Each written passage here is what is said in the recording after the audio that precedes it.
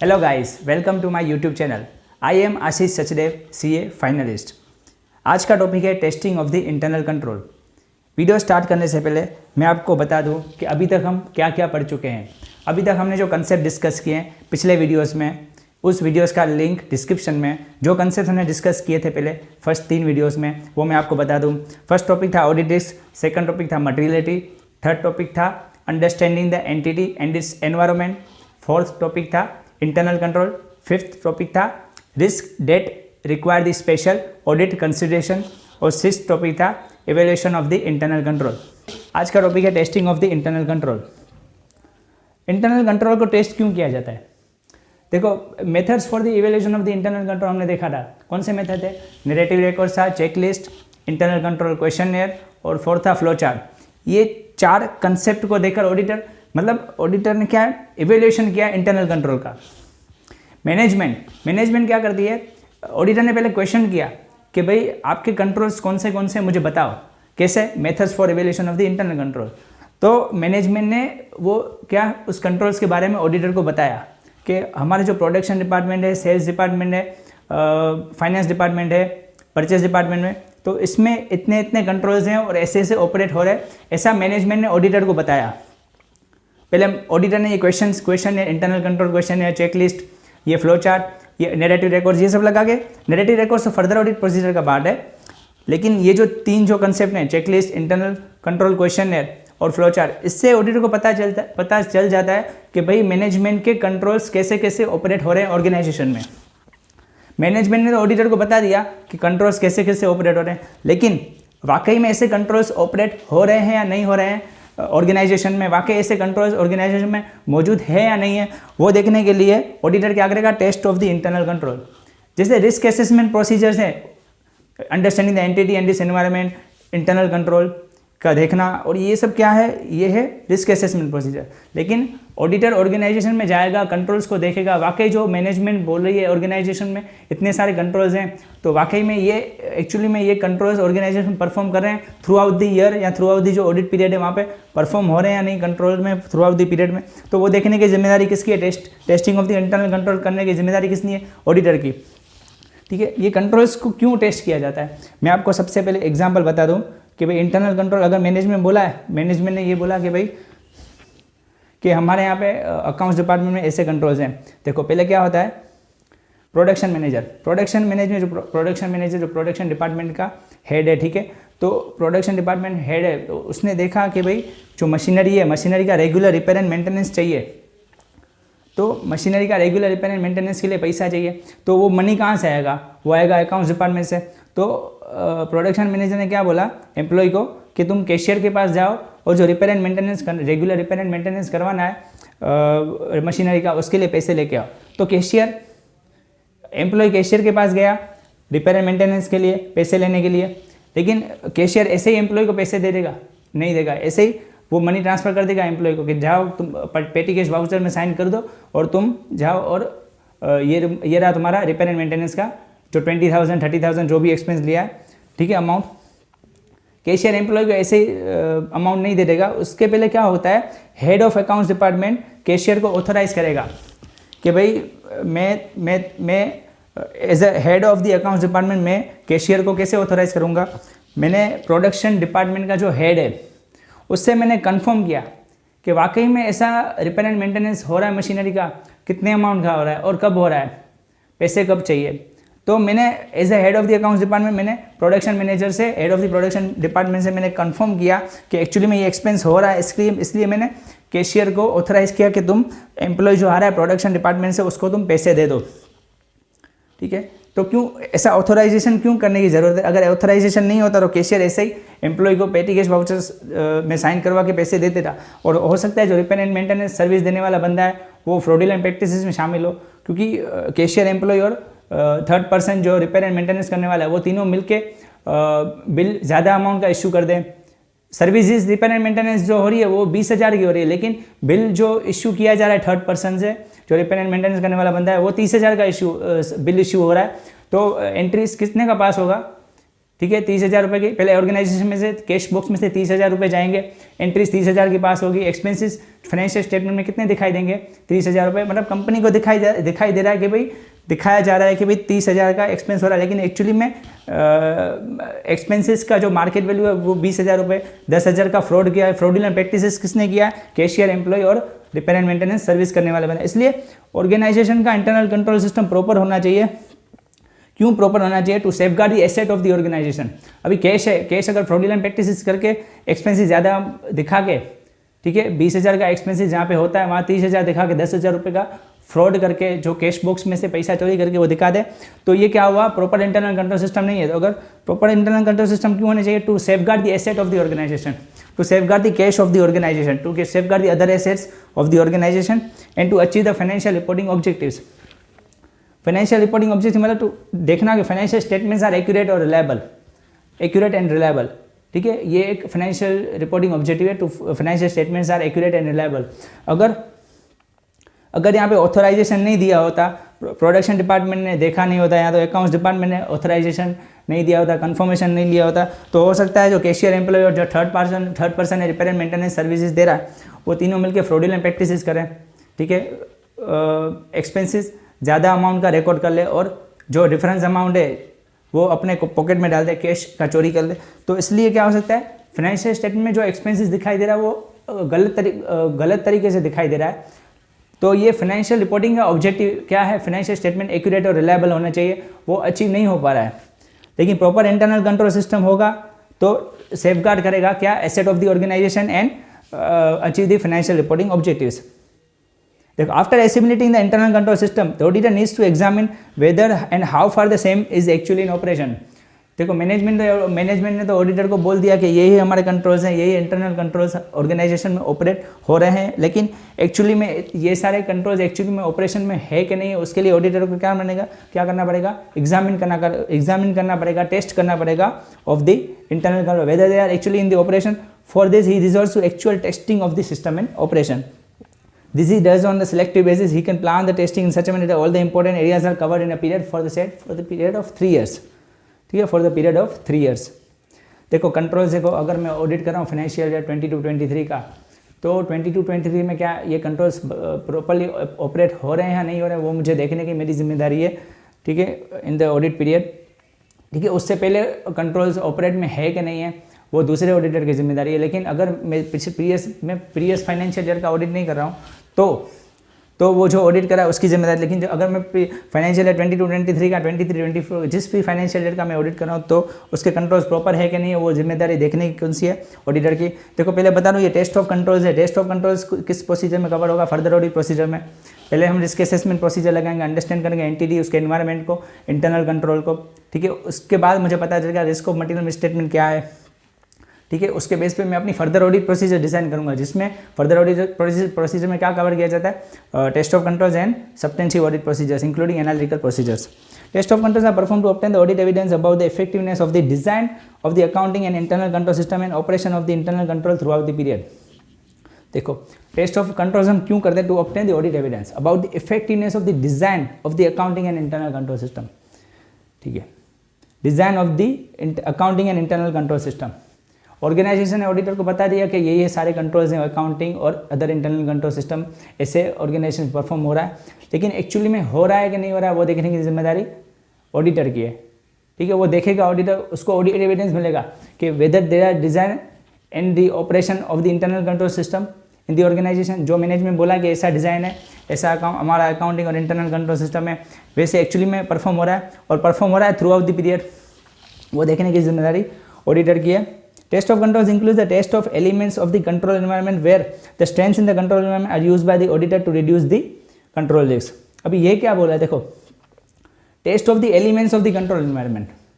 अगर transactions complex है, अगर ऑर्गेनाइजेशन में ट्रांजेक्शन्स कॉम्प्लेक्स है, तो जो बंदा एंट्रीज पास कर रहा है, ऑर्गेनाइजेशन में ट्रांजेक्शन्स कॉम्प्लेक्स है, तो जो बंदा एंट्रीज, जनरल एंट्रीज पास कर रहा है, क्या उसके ऊपर प्रॉपर चेकिंग रखी जा रही है या नहीं रखी जा रही है, ठीक है। तो जनरल एंट्रीज अगर ट्रांजैक्शंस कॉम्प्लेक्स है, तो जनरल एंट्रीज में ह्यूमन एरर हो सकता है, तो इसकी वजह से फाइनेंशियल स्टेटमेंट में गलत अमाउंट दिखाई दे सकता है। तो जनरल एंट्रीज जो पास कर रहा है बंदा, उसके ऊपर दूसरा बंदा उसकी चेकिंग कर रहा है नहीं कर रहा है, वो देखने की जिम्मेदारी ऑडिटर की है। क्योंकि देखो test of elements of the control environment with strengths in the control environment used by the auditor to reduce the control risk. देखो कंट्रोल्स ऐसे ही टेस्ट करेगा ना, ट्रांजेक्शन्स कॉम्प्लेक्स होगा, जनरल एंट्रीज गलत पास की जाएगी, अगर दूसरा बंदा उस पर चेकिंग मारे तो उसको मैनेजमेंट को एश्योर हो जाएगी कि भाई यहाँ पे गलती हुई है। लेकिन अगर दूसरा बंदा चेकिंग नहीं मारा है तो वो कंट्रोल रिस्क बढ़ जाएगा। तो यही ऑडिटर को देखने की ज़रूरत है, टेस्ट ऑफ कंट्रोल्स करने की ज़रूरत है कि भाई कंट्रोल एनवायरनमेंट रिड्यूस कर रहे हैं कंट्रोल रिस्क। कंट्रोल रिस्क मतलब मुझे कोई गलती मिली, अगर जनरल एंट्रीज किसी ने पास की, ट्रांजेक्शन कॉम्प्लेक्स था, तो हो सकता है उसमें ह्यूमन एरर होगा। तो अगर मैंने उस पर चेक किया तो मुझे पता चल गया यहाँ पे गलती है, तो इसलिए वो रिड्यूस करता है कंट्रोल रिस्क। ठीक है, तो प्रॉपर इंटरनल चेक्स है या नहीं है ऑर्गेनाइजेशन में। Work of one person is check by another. ठीक है, work of one person is check by other person. Okay, and the single person is not allowed to perform the entire transaction from its origin to end. ठीक है, transaction का authorisation कोई और बंदा दे रहा है, कैशियर पेमेंट कर रहा है, और कोई और बंदा है जो रिकॉर्ड कर रहा है, और कोई और बंदा है नेक्स्ट पर्सन क्या है वो उसके ऊपर चेकिंग मार रहा है। तो ट्रांजैक्शन का ऑथराइजेशन कोई अलग पर्सन दे रहा है, ट्रांजैक्शन का इनिशिएट मतलब जो पैसे देते हैं वो कोई अलग बंदा दे रहा है, और जो एंट्रीज होती हैं जो रिकॉर्ड करना होता है वो कोई अलग बंदा कर रहा है। लेकिन जो चेकिंग होता है, जो general entries perfect general entries जो रिकॉर्ड की गई है वो पास की गई है, वो अच्छी तरह से नहीं है कि नहीं है, ह्यूमन एरर तो नहीं है उसमें, वो चेकिंग करने के लिए दूसरा बंदा है। तो इसलिए ये कंट्रोल्स को सेग्रीगेशन ऑफ ड्यूटी होना चाहिए, प्रॉपर सेग्रीगेशन ऑफ ड्यूटीज़ होना चाहिए, सिस्टम्स एंड प्रोसीजर्स प्रॉपर होनी चाहिए। Some of the procedures performed to obtain the understanding of the accounting and internal control system may not have been specifically planned as a test of the controls, but may provide the audit evidence about the effectiveness of the design and the operation of the internal controls relevant to the certain assertions, and the consequently serve as a test of control. For example, in obtaining the understanding of the accounting and internal control system pertaining to cash, the auditor may have obtained the audit evidence about the effectiveness of the bank reconciliation process through the inquiry and observation. देखो, internal control system pertaining to the accounting and pertaining to the cash, कैसे organisation में कैसे cash income हो रहा है, मतलब cash का receive हो रहा है, कैश का पेमेंट हो रहा है। ठीक है, कैसे कैश रिसीव भी हो रही है, और ये कैश बैंक में कैसे डिपॉजिट हो रही है, कब डिपॉजिट हो रही है, उसका अकाउंटिंग एंट्रीज कैसा परफॉर्म हो रहा है, प्रॉपर कंट्रोल्स अकाउंटिंग में है या नहीं है। ठीक है, work of one person check by another person है या नहीं है, फ्रॉडुलेंट प्रैक्टिसेस तो नहीं है, वो भी देखने की जिम्मेदारी है। कैश और बैंक जो कॉन्ट्रास्ट एंट्री है तो उसको देखने की जिम्मेदारी। तो ये पूरा अंडरस्टैंडिंग करना पड़ेगा ऑडिटर को। ठीक है, इसी को हम बोलेंगे test of controls. When the auditor concludes the procedures performed to obtain the understanding of the accounting and internal control system also provides the audit evidence about the suitability of the design and operating effectiveness of the policies and procedures relevant to the particular financial statement assertion. The auditor may use that the audit evidence provided is sufficient to support a control risk assessment at a less than the high level. देखो, अगर देखो ये क्या बोला है, देखो support a control risk assessment at a less than the high level. देखो proper system and procedure होंगे, work of one person is check by another person, और देखेगा भी कि भाई ट्रांजेक्शन कॉम्प्लेक्स है, अगर उसके ऊपर चेकिंग मारी जा रही है, देखिए वो जनरल एंट्रीज है, वो हो सकता है उसमें ह्यूमन एरर हो, तो अगर मैं चेक करूँगा तो वो गलती पकड़ा जाएगी, तो कंट्रोल रिस्क कम हो सकता है। कंट्रोल रिस्क मतलब क्या, ठीक है, मिसस्टेटमेंट हो रही है, गलतियाँ हो रही है फाइनेंशियल स्टेटमेंट में, ठीक है, तो उसको हम प्रिवेंट भी नहीं कर पा रहे हैं, डिटेक्ट भी नहीं कर पा रहे हैं, और करेक्ट भी नहीं कर पा रहे हैं, तो उसको हम कंट्रोल रिस्क बोलेंगे। जैसे जनरल एंट्रीज पास करने में गलतियाँ हो रही हैं, लेकिन मैं उसको प्रिवेंट भी नहीं कर पा रहा हूँ, डिटेक्ट भी नहीं कर रहा हूँ, और करेक्ट मतलब सुधार भी नहीं पा रहा हूँ, तो ये क्या है, कंट्रोल रिस्क। तो यही देखना है कि भाई कंट्रोल रिस्क ज़्यादा तो नहीं है, बहुत हाई लेवल पे तो नहीं है। अगर हाई लेवल पे होगा कंट्रोल रिस्क तो ऐसी हमारी सब्सटेंशियल प्रोसीजर्स इंक्रीज हो जाएंगी, ठीक है। अगर मैं टेस्ट ऑफ कंट्रोल्स कर रहा हूँ, उसके बाद कंट्रोल रिस्क हाई है, तो सब्सटेंशियल ऑडिट प्रोसीजर्स इंक्रीज हो जाएंगी। अगर मैं रिस्क असेसमेंट प्रोसीजर्स लगा के मैं फाइंड करता हूँ control risk of material statement, वहाँ पे अगर हाई दिखाई दे रहा है तो मेरी फर्दर ऑडिट प्रोसीजर इंक्रीज हो जाएगी। रिस्क असेसमेंट प्रोसीजर के बाद फर्दर ऑडिट प्रोसीजर आती है। अगर फर्दर ऑडिट प्रोसीजर में मुझे पता चला कंट्रोल रिस्क कितना है, तो उसके बाद मैं डिसाइड करूँगा अपनी सब्सटेंशियल ऑडिट प्रोसीजर्स। तो टेस्ट ऑफ कंट्रोल्स में include the inspection of the documents supporting a transaction and other events to gain the audit evidence that the internal controls have operated properly. For example, verifying that a transaction has been authorized. देखो transaction को authorise है कि नहीं है वो verify करना है। जैसे हमने इंटरनल कंट्रोल्स देखे थे ना, हेड ऑफ अकाउंट्स डिपार्टमेंट कौन है, जो सीनियर अकाउंट्स मैनेजर है, ठीक है, वो कैशियर को ऑथराइज करता है पर्टिकुलर ट्रांजेक्शन के लिए, रिपेयर एंड मेंटेनेंस के लिए पैसा चाहिए, उसके लिए उसको कैशियर को अप्रूव करता है, ऑथराइज करते हैं, अभी तू पेमेंट कर दे, ठीक है, परमिशन देता है। तो ऐसे ऑथराइजेशन ऑफ ट्रांजेक्शन होना चाहिए, तो फ्रॉड होने का चांस कम है। वरना ऐसे हो सकता है भाई रिपेयर एंड मेंटेनेंस करने वाला बंदा और एम्प्लॉय और कैशियर तीनों मिला के क्या गलत बिल इश्यू करते हैं रिपेयर एंड मेंटेनेंस का। 20,000 का मार्केट वैल्यू है रिपेयर एंड मेंटेनेंस सर्विसेज का, लेकिन 30,000 का बिल इश्यू हो रहा है, 10,000 का फ्रॉड हो रहा है। 10,000 रुपये cashier, employ and repair and maintenance जो करने वाला बंदा थर्ड पर्सन, वो तीनों आपस में बांट लेते हैं। तो ऐसा हो सकता है, इसलिए वेरीफाई करना भाई ट्रांजेक्शन हैज़ बीन ऑथराइज किया गया है, मतलब कैशियर को भी ऑथराइज किया गया है, ठीक है। रिपेयर एंड मेंटेनेंस सर्विस के लिए किसने ऑथराइज किया था? प्रोडक्शन मैनेजर ने। तो ऐसे प्रॉपर ऑथराइजेशन होगा ट्रांजेक्शन का, ठीक है। ऑफिशियल्स का, जो सीनियर ऑफिशियल्स हैं उसका प्रॉपर ऑथराइजेशन होगा, तो कंट्रोल्स अच्छे कहला सकते हैं, ऑर्गेनाइजेशन में कंट्रोल्स अच्छे हैं ऐसे हम बोल सकते हैं, ठीक है। अगर प्रॉपर ऑथराइजेशन नहीं होगा तो फ्रॉडुलेंट प्रैक्टिसेस हो सकती है, एरर भी हो सकता है, ठीक है। फ्रॉडुलेंट प्रैक्टिस हमें समझिए, एरर कैसे हो सकता है? ट्रांजेक्शंस कॉम्प्लेक्स है, उसको आपने जर्नल एंट्रीज रिकॉर्ड कर दिया, लेकिन उसके ऊपर किसी और बंदे ने चेकिंग नहीं मारा है, work of one person is not check by another person, तो ऐसे भी हो सकता है। तो inspection of document supporting a transactions, documents को सपोर्ट करने के लिए, ट्रांजेक्शन को सपोर्ट करने के लिए कुछ डॉक्यूमेंट्स होने चाहिए, वो डॉक्यूमेंट को इंस्पेक्ट करना, verifying that the transaction has been authorise. Test of controls में ये इंक्लूड होगा। Inquiries about the observation of the internal controls which leave the no audit trial. Audit trial मतलब क्या होता है? ट्रांजेक्शन्स को ऑथोराइज किया जाता है, ट्रांजेक्शन इनिशिएट होता है, ट्रांजेक्शन कैसे रिकॉर्ड हो रहा है, ट्रांजेक्शन कैसे प्रोसेस हो रहा है, ट्रांजेक्शन कैसे फाइनेंशियल स्टेटमेंट में दिखाई दे रहा है, वो सारी प्रोसेस है। ऑथोराइजेशन, इनिशिएशन, ठीक है, ट्रांजेक्शन का रिकॉर्ड होना, प्रोसेस होना, फाइनेंशियल स्टेटमेंट में दिखना, तो ये सारी जो ऑडिट ट्रायल उसको हम बोलते हैं, ठीक है। तो ऑडिट ट्रायल को देखना, समझना, इंक्वायरी करना, ऑडिटर इंक्वायरी ऑब्जर्व करेगा ऑडिट ट्रायल को, इंटरनल कंट्रोल्स को, ठीक है। For example determining who actually perform each function and not merely who is suppose to perform, ठीक है। हु इज एक्चुअली परफॉर्म, मुझे बताया गया कि ये लोग परफॉर्म कर रहे हैं कंट्रोल्स में, ये लोग बैठे हैं, ठीक है। तो एक्चुअली में कौन बैठे हैं, एक्चुअली में कौन कंट्रोल्स को कौन ऑपरेट कर रहा है? ऑर्गेनाइजेशन ने बोल रहा है कि भाई पर्टिकुलर डिपार्टमेंट में 3-4 कंट्रोल्स हैं, ठीक है, 3-4 लोग बैठे हुए हैं या 3-4 कंट्रोल्स हैं। एक्चुअली में मैं देखने गया एज ए ऑडिटर, तो मुझे पता चला सिर्फ 2 ही कंट्रोल्स हैं, तो हमको देखना पड़ेगा who actually performs each function, proper segregation of duty है कि नहीं है। मैनेजमेंट ने बोला प्रॉपर सेग्रीगेशन ऑफ ड्यूटी है, लेकिन एक्चुअली में है कि नहीं वो मुझे देखना पड़ेगा। Re performance involves the auditor's independent execution of the procedures और control that were originally performed as a part of the entity's control. For example reconciliation of the bank account to ensure that they were correctly perform by the entity. देखो bank reconciliation, अगर मैंने company में क्या, अगर check issue हो रहा है 30 मार्च को, 31 मार्च को, last day of the financial year को, लेकिन चेक है क्लियर हो रहा है 4 अप्रैल को, 5 अप्रैल को of the next financial year. Company ने चेक इश्यू किया तब तो रिकॉर्ड कर लिया कि भाई party account debit to bank account, ठीक है, एंट्रीज पास कर दी, party account debit to bank account, लेकिन एक्चुअली में वो कब हो रहा है बैंक में डेबिट 4 अप्रैल 5 अप्रैल। तो वो जो रिकंसिलेशन कंपनी जो बना के दे रही है, ऑडिटर को वो भी देखना है कि एक्चुअली बैंक में डेबिट हो रहा है या नहीं हो रहा है नेक्स्ट फाइनेंशियल ईयर में।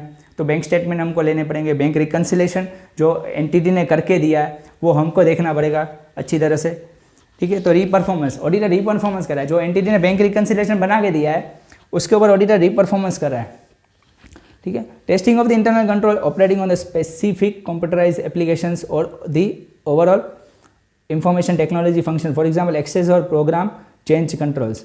देखो sales to a particular customer, अगर उसको हम क्रेडिट लिमिट दी गई है 20 लाख की, लेकिन उस क्रेडिट लिमिट को कोई अगर एक्सेस कर रहा है इंफॉर्मेशन टेक्नोलॉजी को, कंप्यूटराइज एप्लीकेशन को, वो एक्सेस करके उसकी क्रेडिट लिमिट 22 लाख कर देता है, तो ऐसे फ्रॉड होते हैं। तो सेल्स की क्रेडिट लिमिट चेंज करना, ठीक है, परचेज की जो है वो लिमिट चेंज करना, तो ये सारे जो परफॉर्म्स हैं, ये जो है कंट्रोल्स हैं, उसको टेस्ट करना कि भाई operating on specified computer applications हैं उसको चेंज तो नहीं किए जा रहे हैं, ठीक है। ऑडिटर वो टेस्ट करेगा कि वो जो परफॉर्मेंस है कंप्यूटराइज एप्लीकेशंस में, जो एक्सेस जिस पर्सन को दिया है वो कुछ गलतियां तो नहीं कर रहा है, कुछ मतलब फ्रॉड तो नहीं कर रहा है, प्रैक्टिसेस तो नहीं है ऐसे फ्रॉडुलेंट वाली, तो वो सब सेल्स की क्रेडिट लिमिट चेंज कर देना। तो ये सारी चीज़ देखने की जिम्मेदारी ऑडिटर की है। While obtaining the audit evidence about the effective operation of the internal controls, the auditor consider how they were applied and the consistency with which they applied during the period and by whom they were applied। तो controls कैसे apply हो रहे हैं, consistency क्या है। अगर मैं financial year 22-23 की बात कर रहा हूँ, अगर मैनेजमेंट बोले कि ऐसे ऐसे कंट्रोल्स हैं, तो एक्चुअली में 22-23 में ऐसे ही फाइनेंशियल ईयर में कंट्रोल्स ऑपरेट हो रहे हैं या कुछ चेंजेस हुए हैं? अप्लाई कैसे हो रहे हैं? How they are apply? Consistency, मतलब कंसिस्टेंसी क्या है? ऐसा तो नहीं है 6 महीने कंट्रोल्स ऑपरेट हो रहे हैं लेकिन 6 महीने के बाद एम्प्लॉयज़ चेंज हो रहे हैं, कंट्रोल्स भी चेंज हो रहा है। एंड बाय हुम दे वर अप्लाइड, ठीक है, कौन बंदे हैं जो एम्प्लॉय हैं जो कंट्रोल्स को ऑपरेट करें, ठीक है। जैसे सीनियर अकाउंट्स मैनेजर हो गया, ठीक है, उसके अंडर सीनियर एग्जीक्यूटिव आएगा, उसके बाद कैशियर, और ये जो बंदे हैं जूनियर अकाउंटेंट, जूनियर असिस्टेंट, मतलब असिस्टेंट अकाउंटेंट, तो ये सारे बंदे हैं जो हायरार्की जो है ऑर्गेनाइजेशन की, ठीक है, बोल तो दिया मैनेजमेंट में, ये लोग बंदे स्पेसिफिकली ड्यूटीज़ हैं वो परफॉर्म करें। तो हमको क्या, हमारी ड्यूटी है कि भाई देखने का कि भाई how they were applied controls, how they are applying and consistency with their controls and by whom the controls are applying, ठीक है। The concept of the effective operation recognise some deviations may have occurred, ठीक है। Deviations हो सकते हैं कैसे? Deviation from the prescribe controls may be caused by such factors as a change in the key personal, significant seasonal fluctuations in volume of the transactions and the human error, ठीक है।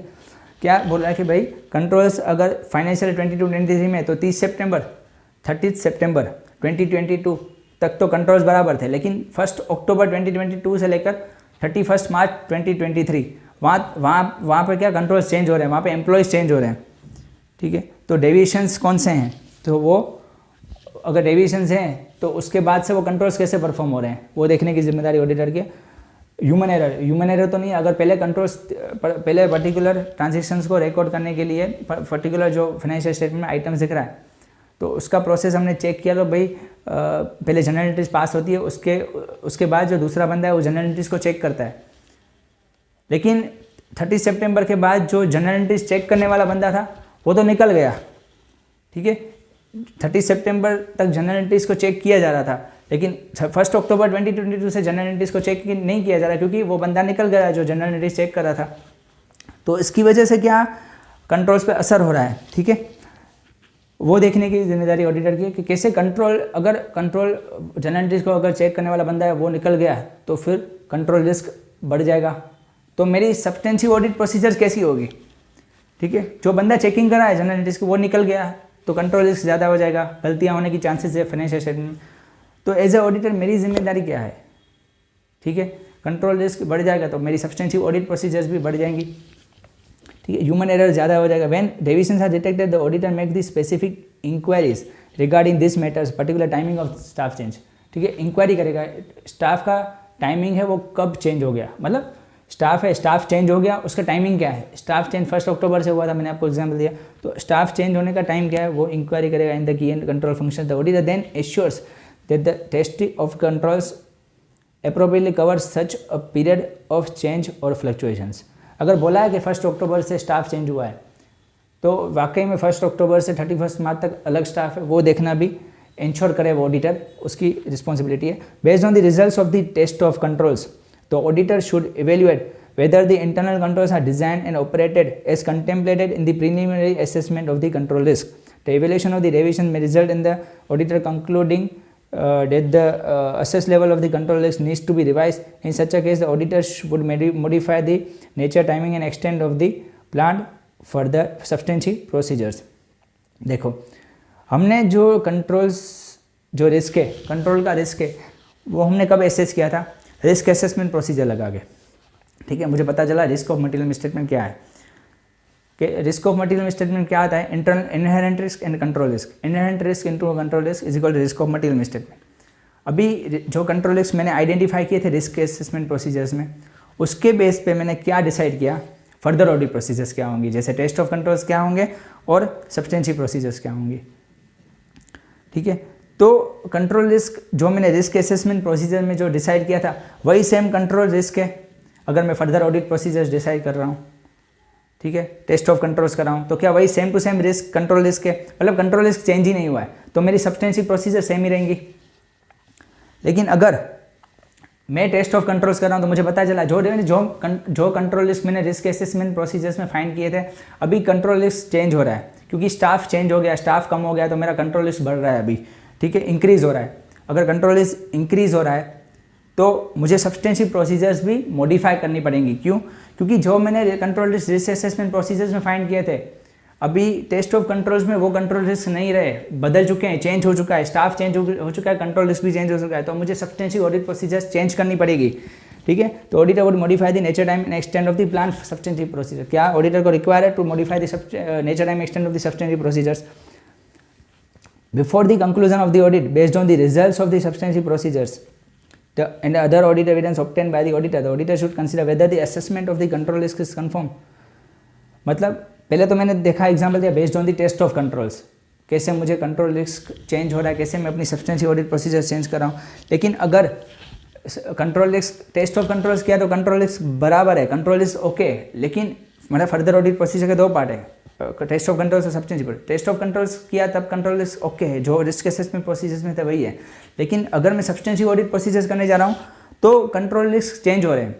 तो फिर अगर control risk इसी में अगर change हो जाएंगे तो क्या मुझे सब्सटेंशियल प्रोसीजर्स भी चेंज करनी पड़ेगी? मैंने सब्सटेंशियल ऑडिट प्रोसीजर में कंटिन्यू कर रहा हूँ, मैं उसमें इन्वॉल्व ही हूँ, तो मुझे पता चला कि भाई कंट्रोल रिस्क चेंज हो रहा है। अगर कंट्रोल रिस्क जो असेसमेंट में करूँगा तो अगर वो कंफर्म हो जाएगा कि बराबर है, जो रिस्क असेसमेंट प्रोसीजर्स में वही कंट्रोल रिस्क, जो टेस्ट ऑफ कंट्रोल्स में वही कंट्रोल रिस्क है, तो मैं substantial procedure as it is continue करूँगा। लेकिन इसमें क्या हो रहा है, रिस्क असेसमेंट प्रोसीजर में जो कंट्रोल रिस्क है वो भी सेम है, टेस्ट ऑफ कंट्रोल्स है वो भी, उसमें कंट्रोल रिस्क आ रहा है वो भी same to same risk assessment procedure में जो कंट्रोल रिस्क निकाला है वही है। लेकिन अगर मैं सब्सटेंशियल ऑडिट प्रोसीजर कर रहा हूँ उसी में मुझे पता चल रहा है, उसमें मुझे पता चला कि मुझे कंट्रोल रिस्क चेंज हो रहा है, तो मैं अपनी सब्सटेंशियल प्रोसीजर जो नेक्स्ट वाली हैं जितनी मैंने कर लिया वो तो ठीक है, लेकिन अभी मैं कैसे प्लान करूंगा, उसको मैं मॉडिफाई करूंगा या ऐसे रखूंगा, वो मैं डिसाइड करूंगा based on the control risk. In case of the deviations from the prescribed accounting and internal control system, the auditor should make the specific inquiries to consider whether there implications were on the basis of such inquiries the auditor conclude that the deviations are such a preliminary assessment of the control risk is not supported. Risk assessment procedures, test of controls, वहाँ पे जो मैंने consider किए थे control risk, वो support यहाँ पे नहीं कर रहे जब मैं करने जा रहा हूँ substantial audit procedures. He would amend the same unless the audit evidence obtained from the other test of control suppose the assessment. He would amend the same, उसको चेंज करना पड़ेगा। ठीक है, कंट्रोल उसको चेंज करना पड़ेगा। किसको चेंज करना पड़ेगा? ऑडिट प्रोसीजर्स को। Where the auditor concludes that the assessed level of the control risk need to be revised, he would modify the nature time extent of the plan substantive procedure. देखो, अगर auditor ने conclude कर दिया कि जो level of control risk है वो revise हो रहा है, तो वो चेंज कर देगा। क्या चेंज कर देगा? Nature time extend of the further audit procedure, मतलब सब्सटेंशियल ऑडिट, फर्दर नहीं, सब्सटेंशियल ऑडिट प्रोसीजर्स। ठीक है, कंट्रोल रिस्क चेंज हो रहा है तो वो अपनी सब्सटेंशियल ऑडिट प्रोसीजर्स भी चेंज कर देगा। ठीक है, ये था डिस्कशन टेस्ट ऑफ कंट्रोल्स का। ठीक है, आगे और भी लेक्चर्स में अपलोड करूँगा चैप्टर 3 के। ठीक है, अगर आपको ये वीडियो अच्छा लगा हो तो आप लाइक कर देना, शेयर कर देना, सब्सक्राइब कर देना चैनल को। ठीक है,